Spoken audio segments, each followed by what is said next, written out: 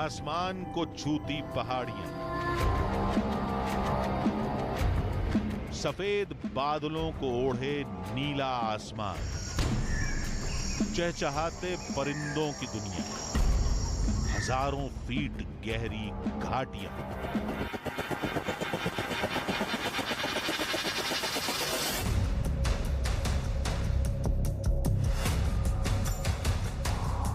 एक ऐसा रास्ता जहां दहशत का साया है।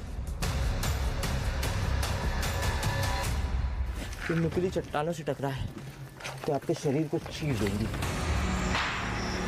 एक ऐसा जंगल जहां बाघों की दहाड़, भालुओं के पंजों के निशान हैं। कौन सा जानवर कहां से हमला कर देगा उसकी गारंटी नहीं है। एक ऐसा लोक जहां झाड़ियों में मौत की सरसराहट है।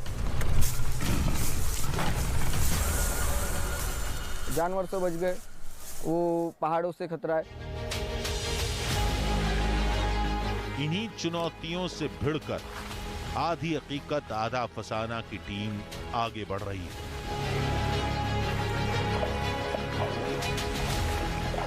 उस रहस्य की तलाश में जहां सदियों से कोई नहीं गया, जो गया वो मारा गया। इसके नीचे जो है किसी को दफन किया गया। क्योंकि वो एक अदृश्य शक्ति है, एक मायावी ताकत। सब नाग लोग उनकी रक्षा करते हैं। वहां जाना मतलब जिंदगी दांव पर लगाना है। लेकिन हमने ठान लिया है, हमने तय कर लिया है, सच की तह तक जाएंगे, रहस्य से पर्दा उठाएंगे। मौत सामने होगी तो मौत से टकराएंगे, लेकिन तलाश कर लाएंगे चमत्कारी मणि का रहस्य।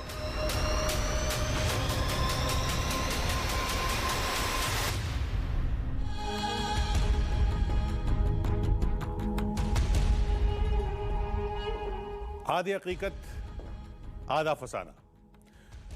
वहां सदियों से कोई नहीं गया, जो गया वो लौटा नहीं।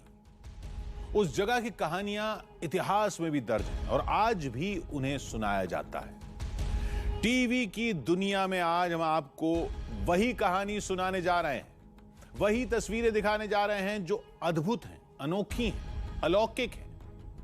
वो एक ऐसा रहस्य लोक है जहां पहुंचना असंभव है, जहां जाना साक्षात मौत को दावत देना है, जहां से जिंदा लौटने की कोई गारंटी नहीं है। लेकिन इस बार हमने तय कर लिया है कि हम उस चमत्कारी मणि का पता लगाएंगे जिसका दावा सदियों से किया जाता रहा है। यह चुनौती भले ही बड़ी है, लेकिन आधी हकीकत आधा फसाना की टीम ने इस बार सतपुड़ा के जंगलों में वो कर दिखाया है जो कोई नहीं कर सका। हम उस जगह पर पहुंच गए जहां दिन में या तो सूरज की रोशनी पहुंच सकती है या फिर रात में मौत का कोई दूत।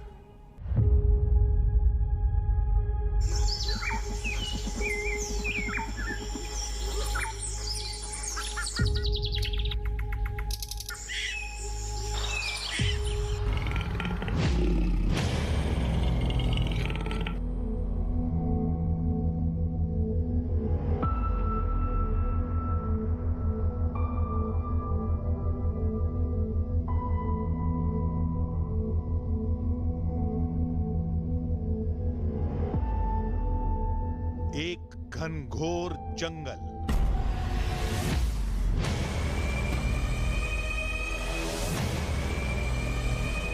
कटीली पथरीली खंजर सी चुभने वाली राहें,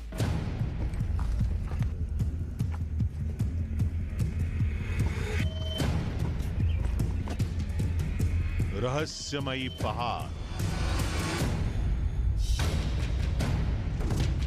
घने वन का घुप अंधेरा, ढलते सूरज की मायावी रोशनी, महादेव की तपस्या का धाम।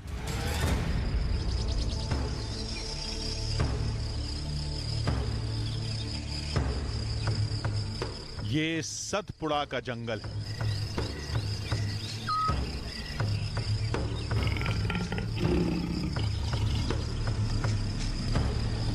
इसी जंगल से जुड़ी है वो पहेली जो आज तक अनसुलझी है, जिसे आज तक न कोई समझ सका न कोई जान सका। बस सुनी गई तो उस पहेली से जुड़ी कहानियां, सदियों पुरानी किंवदंतियां और अनगिनत दंत कथाएं।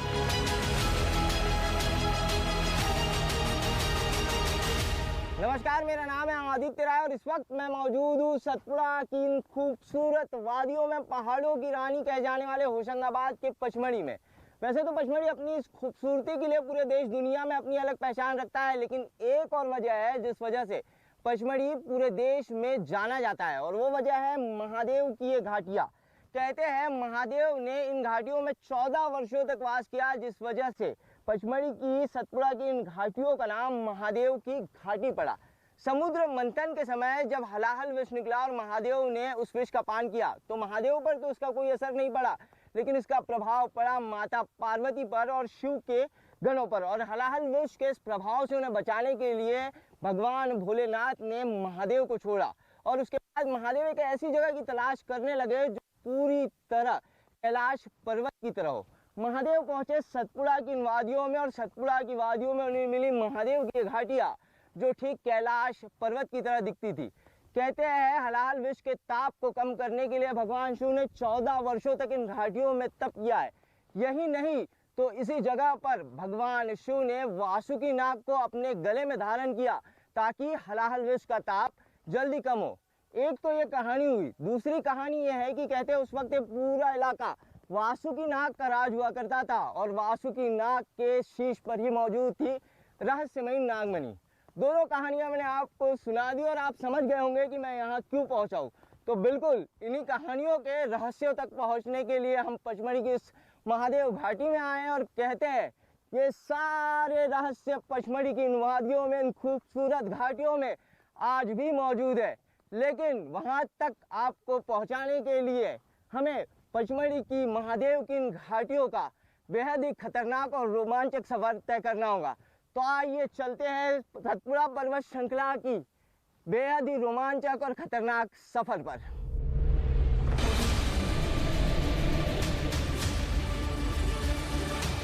इस सफर की इजाजत हर किसी को नहीं है। इन कहानियों की पड़ताल करना भी हर किसी के बस में नहीं है, क्योंकि यहां पल पल मौत का खतरा है, और हर पल किसी अनहोनी का डर।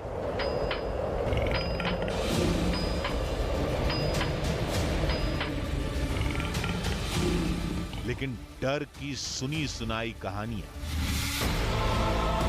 किसी अनहोनी की दहशत,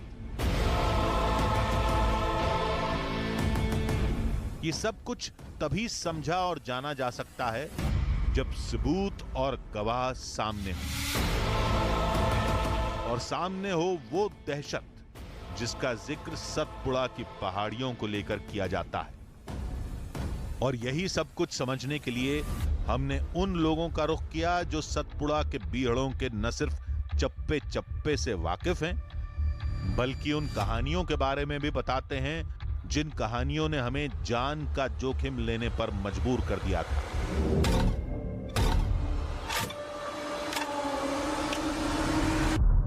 इतनी ऊंची चोटियां हैं कि एक बार यदि वहां से नीचे देखने की कोशिश की जाए तो दिखता ही नहीं है, गहराई का अंदाजा नहीं लगाया जा सकता। वहां पर पहुंचने के लिए हजारों किलोमीटर आपको पैदल, और दुर्गम पहाड़ जहां पर जाने की कोई व्यवस्था नहीं है, तो अपने महादेव के भरोसे ही श्रद्धालु आस्था के भरोसे वहां पर पहुंच पाता है। चढ़ के जाएंगे तो फिर बहुत उजाला भी है, कुछ स्थान ऐसे भी हैं जहां पे लाइट ही नहीं पहुंचती है। तो ये कहना कि नागमणि की रोशनी दिखाई पड़ती है, ये लोगों को डेफिनेटली उस वक्त लगा होगा जब वो एकदम अंधेरे गुफाओं से निकलते हुए एक रोशनी की तरफ जाते होंगे तब उनको डेफिनेटली लगा होगा।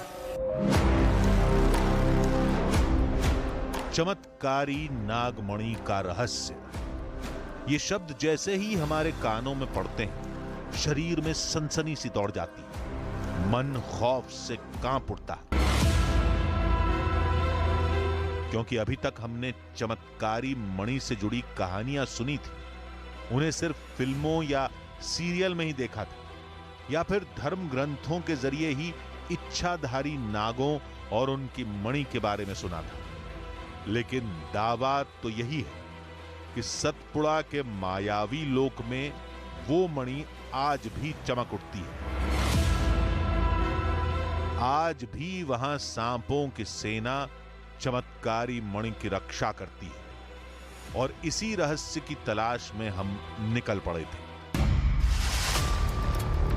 हमें खतरों के बारे में पहले ही आगाह किया गया था, हमें सावधान और सतर्क रहने की हिदायत दी गई थी। दावा तो यह भी है कि जिसने भी उस मणि तक पहुंचने की कोशिश की वो जिंदा नहीं लौटा। लेकिन हमने कहानियों की इस सदियों पुरानी किताब को थामे रखा और अपने हौसले पर यकीन करते हुए उस दिशा की ओर बढ़ने लगे जिसके बारे में हमें बताया गया था। लेकिन जल्द ही हमें अपनी गाड़ी का ब्रेक लगाना पड़ा, क्योंकि सामने लिखा था सतपुड़ा टाइगर रिजर्व, सीमा प्रारंभ, यानी वो इलाका जिसे पूरे भारत में बाघों का सबसे बड़ा घर माना जाता है, वो इलाका जहां मौत अक्सर दबे पांव आती है।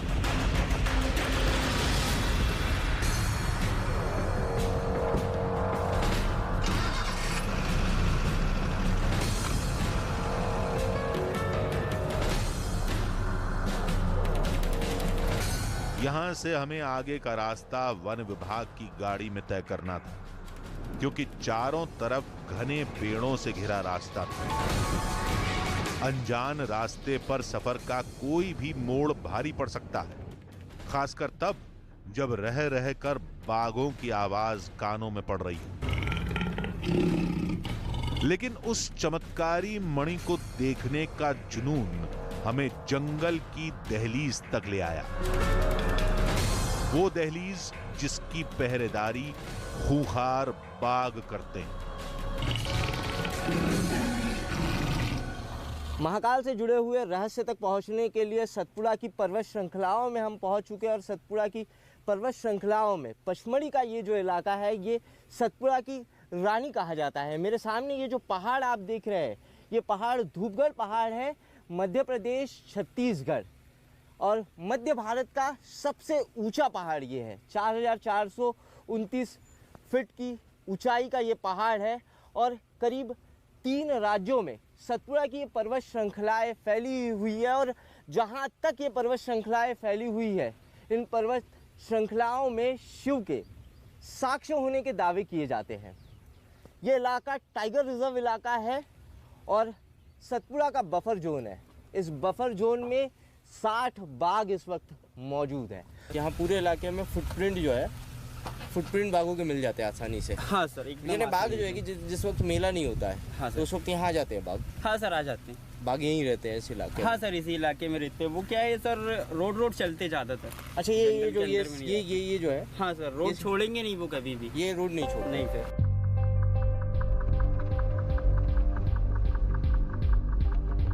दावा किया जाता है कि 3 राज्यों में फैली इस सैकड़ों किलोमीटर लंबी सतपुड़ा रेंज में आज भी अलौकिक शक्तियों का वास है।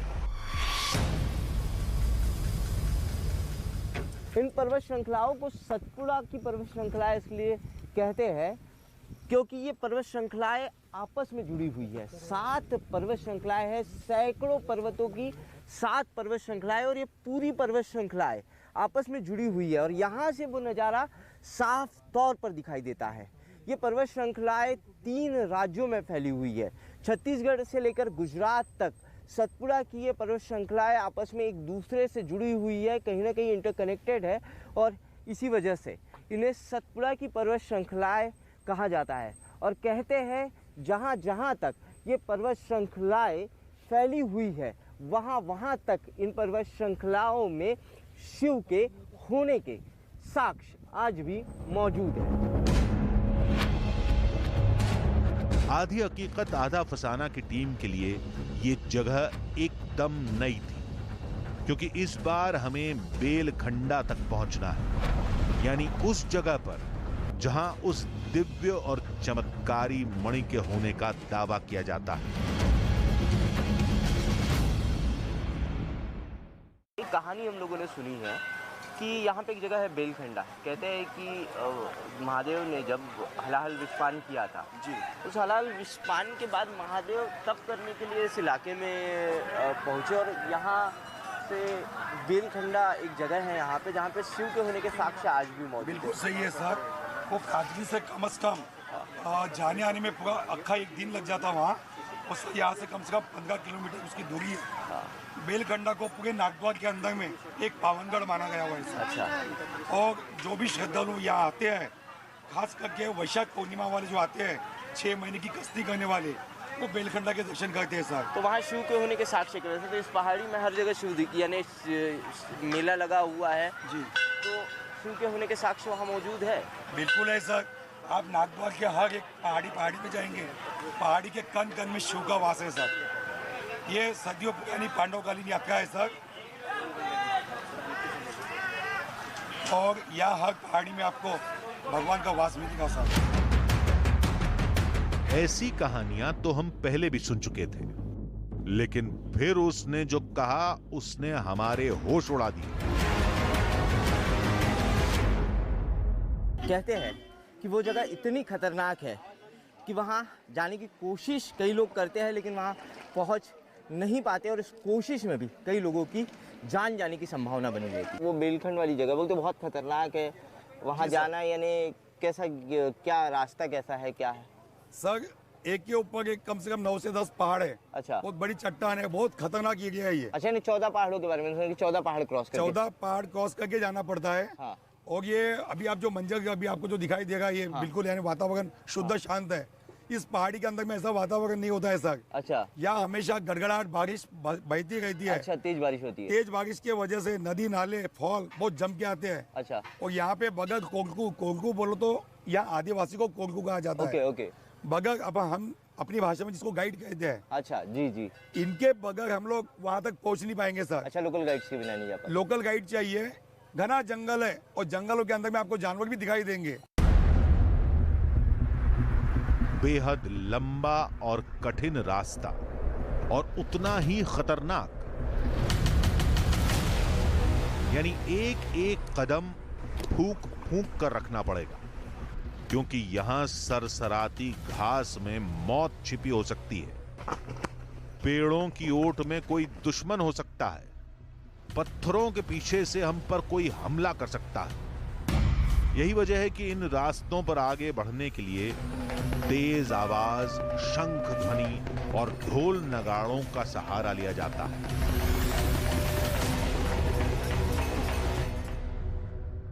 सतपुड़ा के टाइगर रिजर्व इलाके में 60 बाग है और ये मैदानी इलाका है। बारिश का मौसम है और इस मौसम में अपनी अपनी गुफाओं से बाघ दोपहर के समय धूप तापने के लिए मैदानी इलाकों में आ जाते हैं। हल्की धूप निकली है और बाघों के निकलने का समय गुफाओं से हो चुका है, जिसके चलते हुए हरिहर घोष लगाते हुए इस जंगल में आगे बढ़ रहा है, ताकि अगर बाघ जैसे खूंखार जंगली जानवर इस इलाके में कहीं भी हमारे आसपास हो तो इस आवाज़ को सुनकर वो हमारे करीब ना आए। दहशत का साया पल पल हमारे आसपास मंडरा रहा था। कई लोगों की मौजूदगी के बीच खतरों के संकेत साफ दिखाई दे रहे थे। कहीं पेड़ पर भालुओं के पंजों के निशान दिखे, तो कहीं बाघ के दहाड़ने की आवाज सुनाई दी, तो कहीं नागलोक के वो रक्षक जिनके जहर की एक बूंद हमारी पूरी टोली के लिए मुसीबत बन सकती थी। लेकिन हमारा लक्ष्य तो उस पहेली की तह तक पहुंचना था जिसका जिक्र बार बार किया जाता है, सांपों के राजा वासुकी और उनकी चमत्कारी मणि की पहेली। वो जो वहाँ जो नागमणि जो छोड़े है हाँ। वासुकी नाग ने, हाँ। तो उसकी रक्षा के लिए जो नागों की जो विविध और भी जो जातियां है, हाँ। नागों में जितनी भी अच्छा, जो सेना छोटे है बड़े उनकी। सेना जो है उनकी, हाँ। क्योंकि सेनापति थे वासुकी नाग। अच्छा। तो राजा जब वो थे, राजा थे और ये सब उनकी सेनाएं थी, तो वो सब उसके रक्षा में, उस नागमणि की रक्षा में आज भी है। और आज भी ऐसा कहते हैं, ये साइड के आदिवासी लोग बोलते हैं कि वहाँ पे आज भी ऐसा उजेला जैसा दिखता है। अच्छा, यानी वो नागमणि का प्रकाश दिखता है। नागमणि का प्रकाश जो भी है, जिसके तकदीर में है उसे दिखता है, सबको नहीं दिखता। ये सब चीजें पूर्वजों के जमाने से हम लोग सुनते हुए आए हैं। कहानी का यही सिरा हमारे लिए उम्मीद बन गया, क्योंकि कई बार हमने देखा है कि पूर्वजों की कही हुई बातें, उनकी कहानियों का कोई न कोई आधार जरूर होता है, फिर चाहे वो धार्मिक आस्था से जुड़ा आधार ही क्यों ना हो। इसलिए हमने आगे बढ़ते रहने का फैसला किया। लेकिन इसके आगे जो कुछ हमने देखा, वो अतीत की कहानियों के फ्लैशबैक जैसा था। ऐसा फ्लैशबैक जो सुनी सुनाई कहानियों को अब और शक्ति देने लगा था।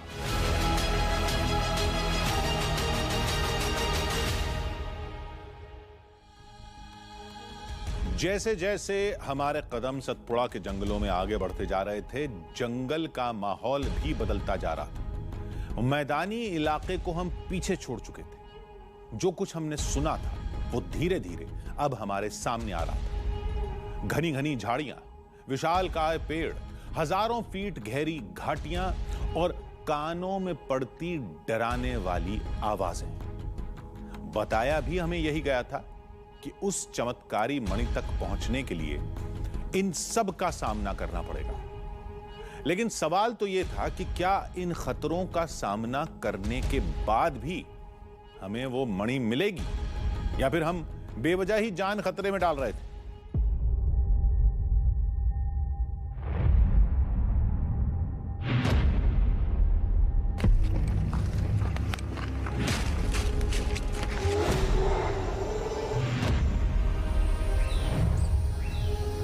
बहुत खतरनाक है, जंगली जानवर बहुत है। तो वहाँ पर सबसे ज्यादा शेरों का राज है।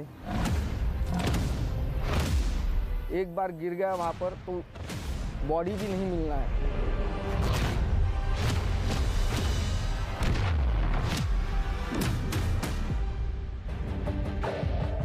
जितने मुंह उतनी बातें, जितने लोग उतनी कहानियां।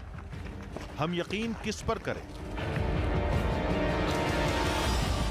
तो सबसे बेहतर यही था कि इस बेरहम रास्ते पर सबूतों और सच की तलाश में तब तक आगे बढ़ा जाए जब तक हमारी टीम का हौसला जवाब नहीं दे जाता।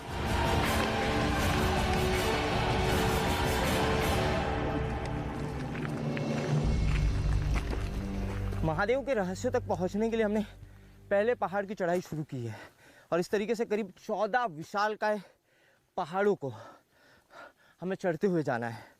इन पहाड़ों की चढ़ाई इतनी खड़ी और पथरीली है कि रिब्स का ये जो पोर्शन है उसमें यहीं से खिंचाव आना शुरू हो गया है। कहा जाता है कि सतपुड़ा के इन जंगलों में भरोसे का कोई रास्ता नहीं है। कब कहां से कौन सी मुसीबत आएगी पता नहीं। जंगल बहुत घना है ये देश नहीं, एशिया के सबसे घने जंगलों में से है। अच्छा, यहाँ टाइगर्स बहुत है। हाँ, टाइगर तो बहुत है। संकरे और पथरीले रास्ते यहां इंसान की जान के सबसे बड़े दुश्मन माने जाते हैं। इन रास्तों पर दुश्वारियां तब और बढ़ जाती हैं जब पहाड़ों से उतरा पानी इन रास्तों को भिगो चुका। पहाड़ पर चढ़ने से ज्यादा उतरना बेहद मुश्किल होता है क्योंकि नीचे सीधी ढलान होती है और पथरीली नुकीली चट्टानें। इन पहाड़ों पर निकली हुई है। बारिश का पानी जो है वो पहाड़ से बह रहा है और काफ़ी फिसलन इन चट्टानों पर है। फिसले और इन नुकीली चट्टानों से टकरा है तो आपके शरीर को चीर देंगी। यहां कदमों के लड़खड़ाने का मतलब साक्षात मौत, क्योंकि अगर फिसले तो कौन सी घाटी कौन से दरिया में समा जाएंगे कोई नहीं जानता। काफ़ी संभल के आइएगा, आगे फिसलन है और झरने का पानी जो है वो यहाँ से रिस रहा है इन पहाड़ों से। खतरनाक है, काफ़ी फिसलन है यहाँ। ये शुरुआत है अभी।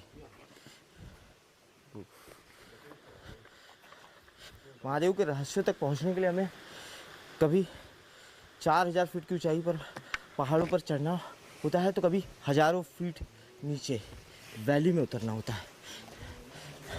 इस तरीके से पथरीली चट्टानों वाली इस वैली में पहाड़ों से झरने का पानी रिस रहा है।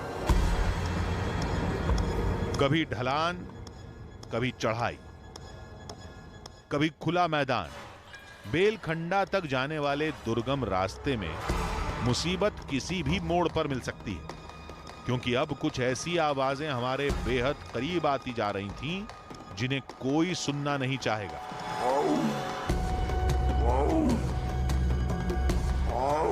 तभी अचानक हमें वो दिखा जिसका डर था। झाड़ियों की ओट में छिपा एक काला नाग।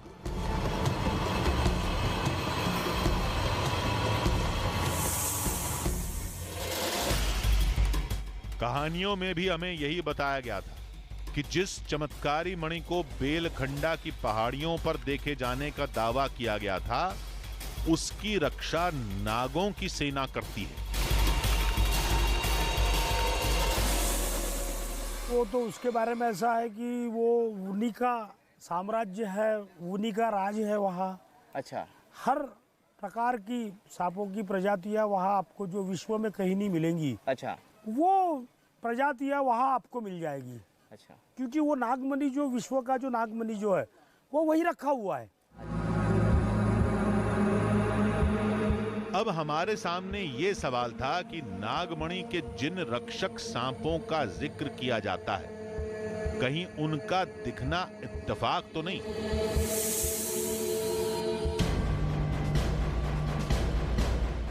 क्योंकि इतने विशाल जंगल में पहले से हजारों सांप मौजूद होंगे, जिनमें कोई ना कोई सांप किसी को दिख जाता होगा और उसी सांप को लोग वासुकी का वंशज मान लेते होंगे। ठीक उसी वक्त जब हमारे मन में सवाल घर कर रहे थे, तभी हमारी नजर इस पेड़ पर पड़ी जहां एक बड़ा सांप मौजूद था।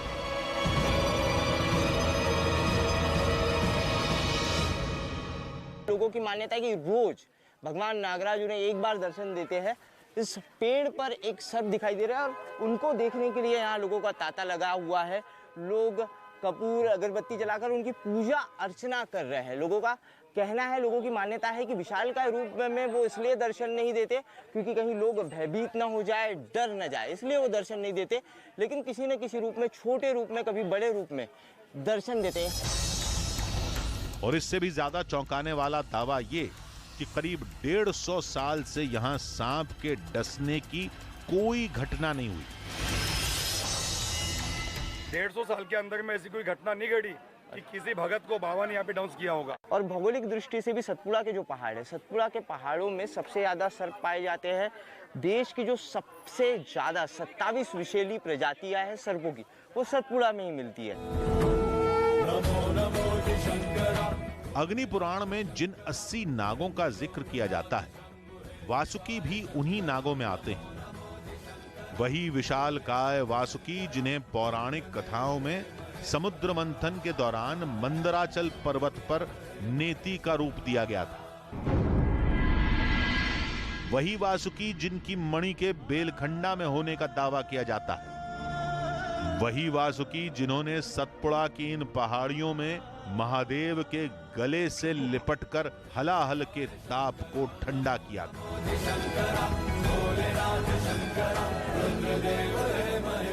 देखो, हम जो पुराने हमारे जो पूर्वज जो है, जो हमें कहानी नागद्वार के बारे में जो सुनाया करते थे, वो कहानी इस प्रकार से है कि जो नागमणि जो था, नागमणि जो वसु की नाग जो हुआ करते थे उस समय में, जो अपन भगवान शिव के गले में आज धारण उन्हें देखते हैं, तो वो जो नागमणि जो है, वह नागमणि को वसु की नाग ने वहाँ पे जब शिव जी के गले में जब वो लिपटे, तो पहले वहाँ पर उन्होंने उसको स्थापित किए। नागद्वार, नागसेना, चमत्कारी मणि, उस मणि के रक्षक, ये शब्द बार बार हमारे कानों में पड़ रहे थे और हमें रोमांचित कर रहे थे कि अचानक हमारी नजर एक ऐसी गुफा पर पड़ी जिसे सतपुड़ा में शिव का प्रवेश द्वार माना जाता है। सतपुड़ा के पहाड़ों में पश्चिम द्वार की गुफा है। कहते कैलाश से निकलने के बाद भगवान शिव ने सतपुड़ा के इसी पश्चिम द्वार से सतपुड़ा में प्रवेश किया था और पश्चिम द्वार की इस गुफा में भगवान शिव ने कई दिनों तक वास भी किया था। अब ये जगह लोगों के लिए भगवान की आस्था और श्रद्धा का प्रमुख केंद्र है।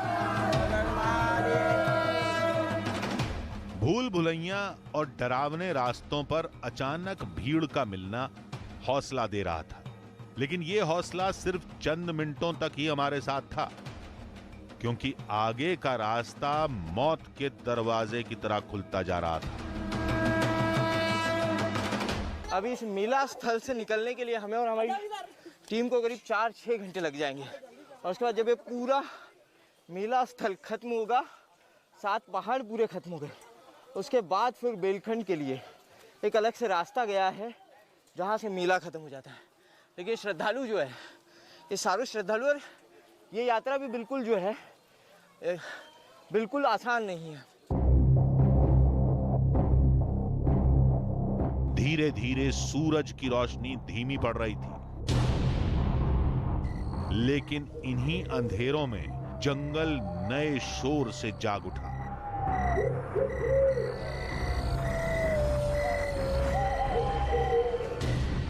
क्योंकि इन्हीं अंधेरों में शिकारी शिकार के लिए निकलते हैं, लिहाजा हमने किसी एक सुरक्षित जगह पर ठहरने का फैसला किया। लेकिन इससे पहले कि हम कैंप लगाते, एक अनचाहे खतरे ने हमारे कदमों को आगे बढ़ने से रोक दिया। देखिए, जंगल में हम लोग नाइट हॉल्ट कर रहे थे, रुके हुए थे एक जगह पर, क्योंकि आगे बढ़ने का रास्ता हमें नहीं मिल रहा था। तो जानवर है, समझ में नहीं आ रहा है क्या है। एक बड़े साइज का नेवला है या पता नहीं क्या जानवर है। नहीं, वहां नहीं, आगे नहीं जा सकते ज्यादा। इस घुप अंधेरे में कैमरे की लाइट से जितना हम देख सकते थे, हमें उतना ही दिखाई दे रहा था। यही वजह थी कि खतरा कितना बड़ा है, इसका भी सही सही अनुमान लगाना मुश्किल था। जब तेंदुए का शावक है तो हो सकता है तेंदुआ अभी यहाँ पर मौजूद हो, क्योंकि शावक अकेले नहीं घूमता। हमने हमारी लाइट्स बंद कर दी है, कैमरे की छोटी सी लाइट शुरू है। गलती से अगर यहाँ तेंदुआ हुआ तो लेने के देने पड़ जाएंगे, जान आफत में आ सकती है। चमत्कारी मणि की तलाश हमें सतपुड़ा के उन अंधे गलियारों तक ले आई जहां मुसीबतों का कोई और छोर नहीं है। हालात ऐसे जैसे आगे कुआं हो और पीछे खाई। चलिए देखिए, यहाँ से बहुत संभल के उतरिएगा। पथरीली चट्टानें हैं यहाँ।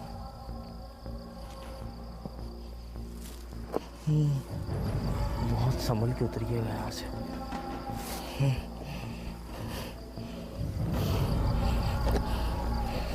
दादा जल्दी जल्दी। रह रहकर आ रही पटाखों के धमाकों की आवाज भी इस बात की तस्दीक कर रही है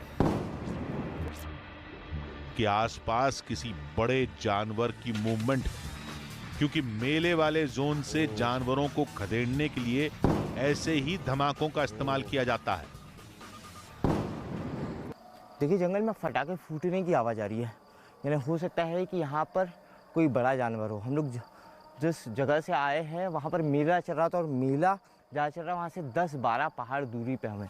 इस पूरे इलाके में भी फॉरेस्ट की कुछ चौकियाँ हैं, टाइगर रिजर्व एरिया है, बफर जोन में फॉरेस्ट की चौकियाँ, फॉरेस्ट के नाके बने हुए हैं। देखिए ये फटाका फूटने का आवाज़ है, यानी जब भी कोई बड़ा जानवर मूवमेंट करते हुए दिखाई देता है और वो जिस जगह पर मेला चल रहा है उस जगह पर ना आ जाए।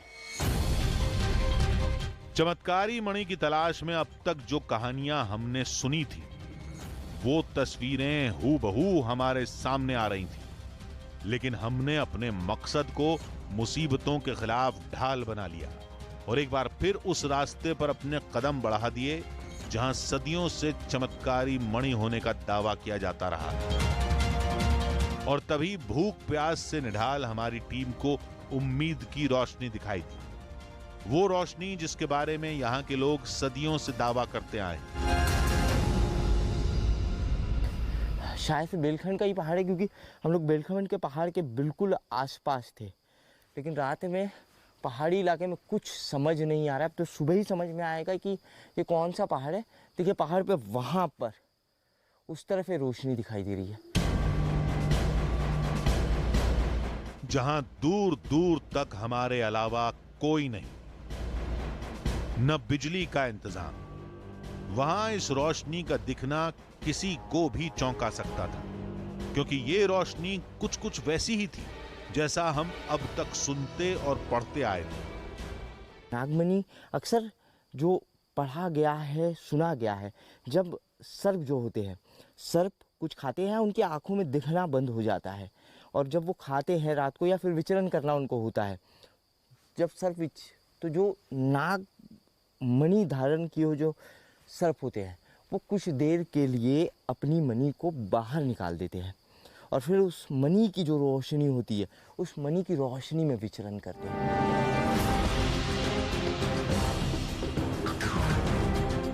तो क्या सच में जो हमने देखा वो चमत्कारी मणि है या फिर कुछ और?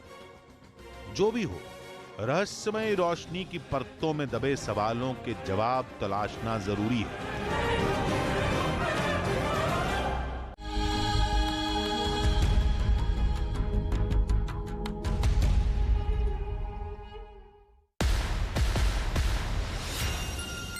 नाराजगी है तो जताते हैं, खुशी में खुशी बांटते हैं, अगर जो ललकारे कोई तो करारा जवाब भी देते हैं, जो कहते हैं दिल से कहते हैं, गुस्सा है तो गुस्से में कहते हैं, साथ आपके खड़े रहते हैं, बुलंद करते हैं आपकी आवाज, सही के लिए गलत से लड़ते हैं, जो कहते हैं दिल से कहते हैं, क्योंकि हर खबर यहाँ सिर्फ खबर नहीं, एक जज्बा है और ये जज्बा रहेगा हर दम कायम, चाहे दिन बदले या फिर साल।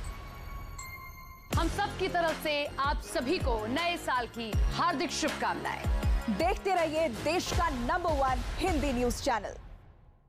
आरोपी उत्तर प्रदेश के वाराणसी में एक परिवार के 3 लोगों के शव मिलने से सनसनी। घटनास्थल पर पहुंची पुलिस और फॉरेंसिक टीम पुलिस मामले की जांच में जुटी। हरियाणा के यमुनानगर में महिला के अपहरण की कोशिश हुई नाकाम। महिला के शोर मचाने के बाद भागे नकाबपोश बदमाश, पुलिस बदमाशों की तलाश में जुटी। उत्तर प्रदेश के अमरोहा में पुलिस की बदमाशों से हुई मुठभेड़, गोली लगने से एक बदमाश घायल, दूसरा बदमाश मौके से फरार। लूट की वारदात को अंजाम देकर भाग रहे थे बदमाश। उत्तर प्रदेश के संभल में एक बेकाबू ट्रैक्टर ने दूसरे ट्रैक्टर को जोरदार टक्कर मार दी, जिसकी चपेट में आने से एक किसान की मौत हो गई। पूरी घटना वहां लगे सीसीटीवी कैमरे में रिकॉर्ड। बिहार के बगहा से सड़क हादसे का सीसीटीवी वीडियो सामने आया है। सड़क पार करने के दौरान बेकाबू गाड़ी ने टक्कर मार दी, घायल का गंभीर हालत में इलाज जारी। झारखंड के कोडरमा में नए साल का जश्न मनाने के लिए जा रही गाड़ी पलट गई। हादसे में 3 की मौत, गाड़ी का ड्राइवर घायल। कुछ लड़के गाड़ी पर म्यूजिक सिस्टम लगा करके जश्न मनाते डैम से कांको जा रहे थे। राजस्थान के हनुमानगढ़ में एक कार और ट्रक के बीच टक्कर हो गई। हादसे में कार सवार 5 लोगों की मौके पर ही मौत हो गई, जबकि एक आदमी गंभीर रूप से घायल। उत्तर प्रदेश के हापुड़ में रफ्तार का खाई में जा गिरेंगे। मुश्किल यही थी कि जिस पॉइंट पर हम रात के अंधेरे में जैसे तैसे खड़े थे, वहां से चमकती रोशनी की दूरी का अंदाजा लगाना कठिन था। लेकिन हकीकत की तफ्तीश करनी है तो चुनौतियों भरी खाई का सामना तो करना ही होगा। लोगों ने हमें बताया था और जिस तरीके से हमने पढ़ा था कि रात का जब समय होता है, जब सर्पों को नहीं दिखता है, तो सर्प जो है वो कुछ समय के लिए नागमणि को बाहर निकालते हैं, नागमणि को, और उसकी रोशनी में विचरण करते हैं।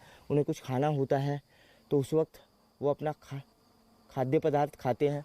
कुछ अजीब सी आवाज़ आ रही है इधर, देखिए किसी जानवर के दहाड़ने की आवाज़ आ रही है।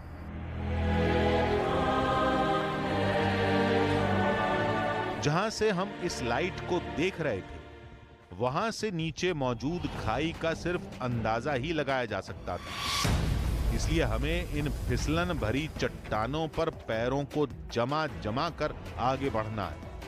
लेकिन तभी एक और अनहोनी हुई। ये चट्टान दरक रही है, जिस चट्टान पर मैं खड़ा हूँ वो चट्टान दरक रही है। दादा एक मिनट, यहाँ कुछ है तो नहीं?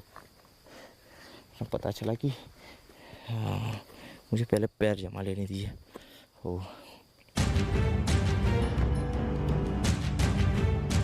बेलखंडा से जुड़ी कहानियां तो ये भी बताती हैं कि यहाँ किसी इच्छाधारी शक्ति का वास है और उसी ताकत की बदौलत आज भी यहाँ वो रोशनी देखी जाती है। लेकिन सवाल तो और भी कई हैं।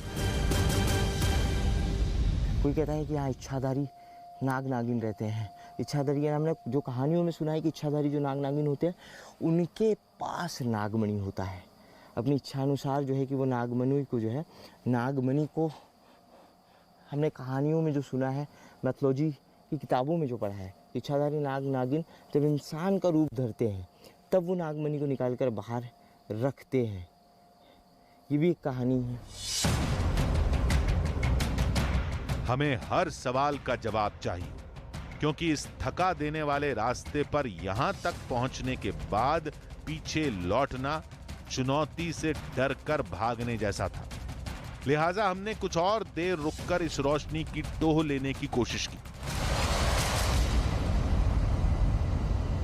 अब इसे चमत्कार ही कहिए, क्योंकि जो आंखों के सामने दिख रहा है उसे आप क्या कहेंगे? जो आंखों के सामने दिख रहा है उसे आप झुठला नहीं सकते। लोग जो बता रहे हैं, लोगों ने जो दावे किए थे, उन दावों को आप झुठला सकते हैं। लेकिन जब चीज़ें आपकी आंखों के सामने दिखे, जो रोशनी बताई गई थी, लोग यहाँ नहीं आते, उनके पूर्वजों ने उन्हें बताया था। क्योंकि अब तो जो है कि 20 साल से यहाँ पर कोई इंसान नहीं आता। कि रात बीत गई, लेकिन सवाल तो अब भी जस के तस थे कि आखिर इतनी ऊंचाई पर वो रोशनी कैसी थी? क्या वाकई वो चमत्कारी मणि की रोशनी थी, या फिर वो कुछ और था? बहुत तेज बारिश होती है इस इलाके में। ये विशालकाय वृक्ष पहले तो बारिश में टूट गया और उसके बाद फिर बारिश के पानी के साथ नीचे बह के आ गया, जिससे पहाड़ का ये रास्ता ब्लॉक हो गया। जंगल इतना घना कि सूरज की रोशनी बमुश्किल ही आ रही थी। यहाँ एक भी कदम डगमगाने का मतलब नई चुनौती को दावत देना था। बड़ी चट्टानों पर शरीर की पूरी ताकत लगानी पड़ती है चढ़ने के लिए। इसका पूरा पर सिर्फ पैरों का। बेलखंडा तक पहुंचने वाला रास्ता अब और संकरा हो चुका था।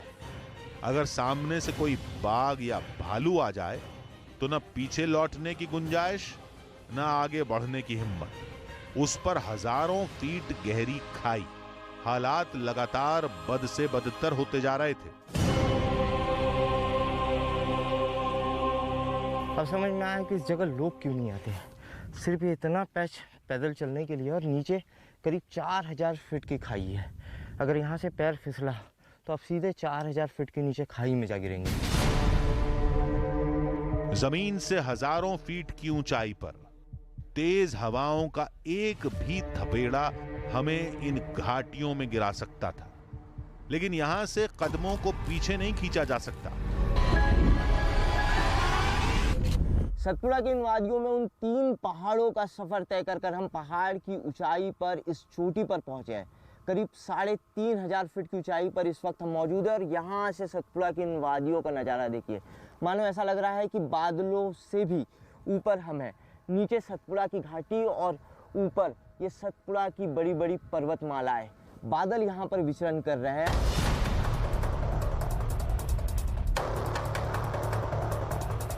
एक बेहद लंबे और थका देने वाले रास्ते के बाद अब हम उस पहाड़ तक पहुंच चुके थे जहां नाग वासुकी और चमत्कारी मणि होने का दावा किया जाता है।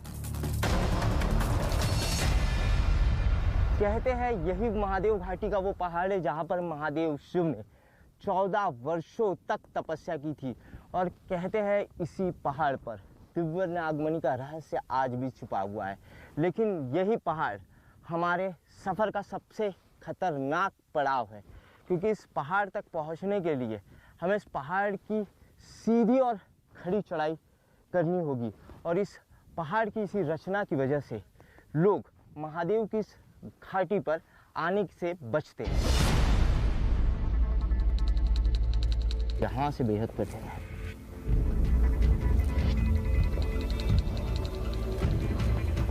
जूतों की ग्रिप नहीं बन पा रही है,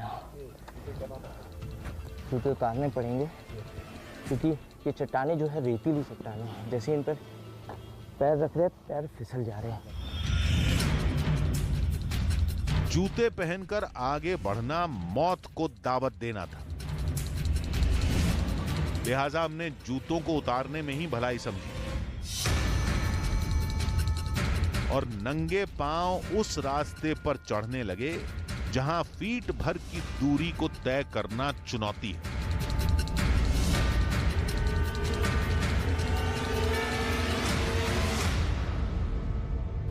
इस पहाड़ पर चढ़ने के लिए रास्ता कहीं भी नहीं है। आपको चट्टानों पर इस तरीके से सीधे चढ़ना है। चट्टानों पर कहीं जगहों पर इस तरीके से गैप बनी हुई है। इन छोटे छोटे गड्ढों में पैरों के पंजों को फंसाकर आपको आगे बढ़ना पड़ रहा है।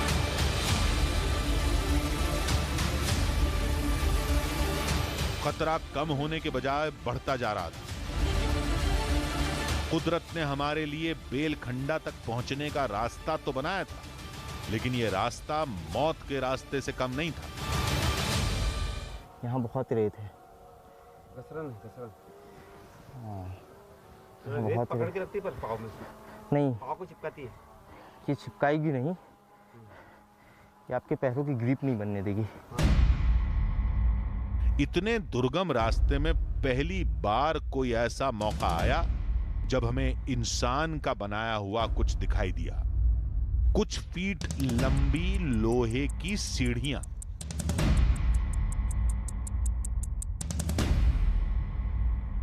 रास्ता इतना कठिन है कि यहाँ आने वाले साधु संतों को भी यहाँ चढ़ने के लिए सीढ़ियाँ लगानी पड़ी।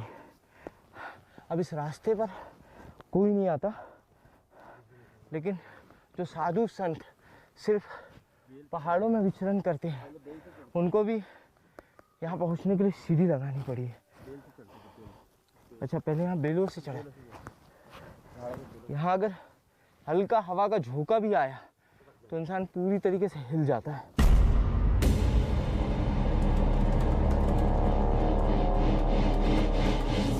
यहाँ एक भी चूक जिंदगी और मौत के बीच का फासला मिटा सकती थी।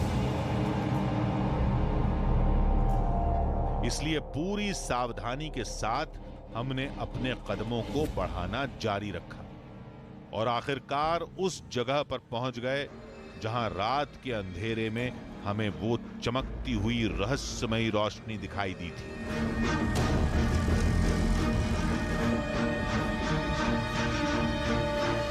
समझ में नहीं आ रहा है वो रहस्यमयी चमकदार रोशनी कहाँ से आ रही थी।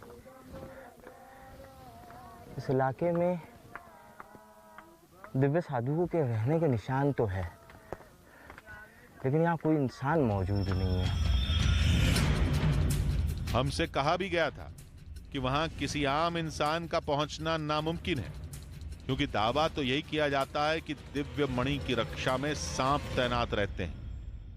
डर इसी बात का सता रहा था कि कहीं उस चमत्कारी रोशनी का रहस्य जानने की कोशिश में लेने के देने न पड़ जाएं।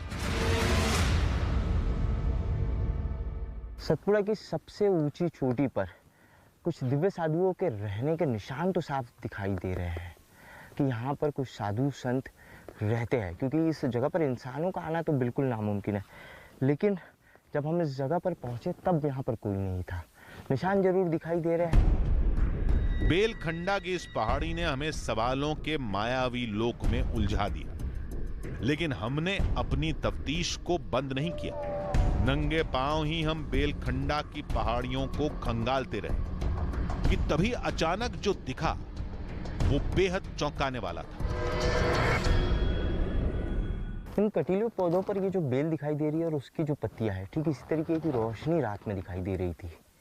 इसी तरीके की रोशनी चमक रही थी और इस पूरी पहाड़ी में ये बेलें फैली हुई है। इस तरीके की चमकदार जो पत्तियां हैं, ये सारी पहाड़ी में रंगीन पत्तियां फैली हुई और ठीक इसी तरीके की रोशनी दिखाई दे रही थी।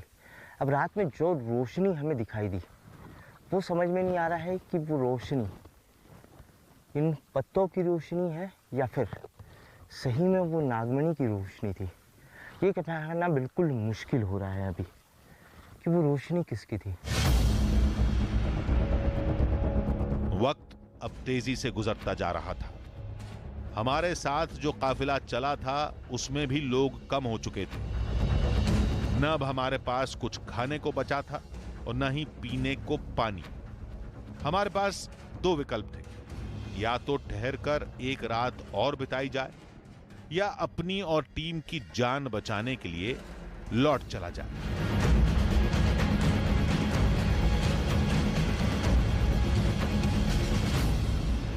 दादा समझ में नहीं आ रहा क्या करें। खाना पानी सब कुछ खत्म हो चुका है। यहाँ रुका भी नहीं जा सकता और उस रहस्यमय रोशनी को छोड़कर जाने का और इस उलझन को अधूरा छोड़कर आगे बढ़ने का मन भी नहीं हो रहा है। क्या करें समझ में नहीं आया। कुछ पानी वानी का इंतजाम लगा यहाँ गल? कहीं पानी नहीं है, एक बूंद पानी नहीं है ऊपर।